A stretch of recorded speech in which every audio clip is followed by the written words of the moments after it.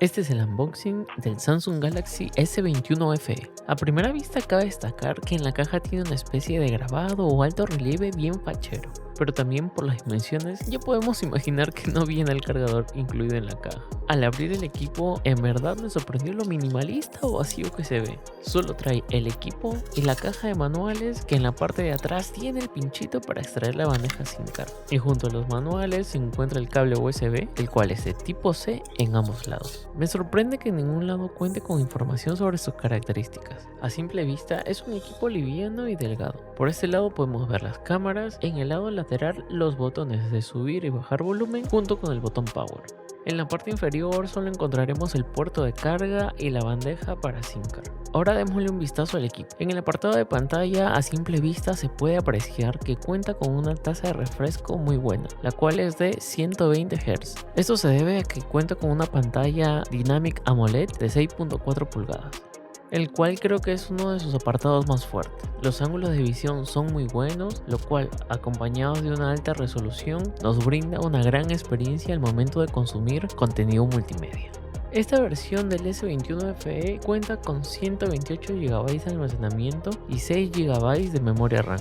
En cuanto a batería, tiene una de 4500 mAh y el equipo, además de contar con carga inalámbrica, también permite carga inversa inalámbrica. Es decir, que puedes utilizarlo como una batería externa y cargar tus equipos de manera inalámbrica. Eso sí, si cuentas con algún dispositivo de la manzanita, la posición de carga cambia, ya que las instrucciones de carga nos indican que el equipo a cargar debe formar una cruz con el Samsung S21 FE. Pero con este iPhone y los AirPods solo los pude cargar al ponerlos en la misma dirección, ya que si los ponía como las instrucciones no cargaba.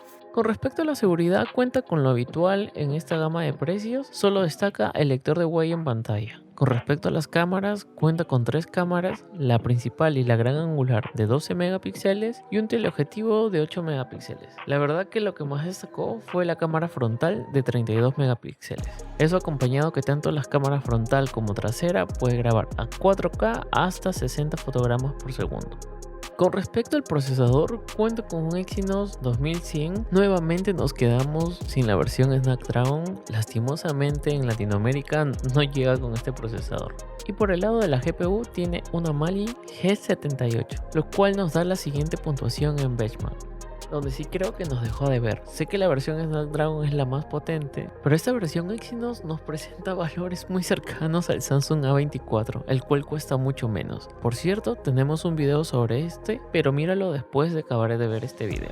Ahora vayamos a los videojuegos. En Call of Duty, con calidad muy alta y cuadros por segundo muy altos, cabe rescatar que se comportó de una forma adecuada con una media de 60 fotogramas por segundo. En Genshin Impact fue similar, se obtuvo unos 40 fotogramas por segundo, pero sin embargo, en ambos juegos me percaté que después de unos minutos se llega a sentir un ligero sobrecalentamiento en la parte posterior, justo al lado cercano al módulo de las cámaras, por lo que no sé si sea el equipo ideal para sesiones de juegos prolongadas.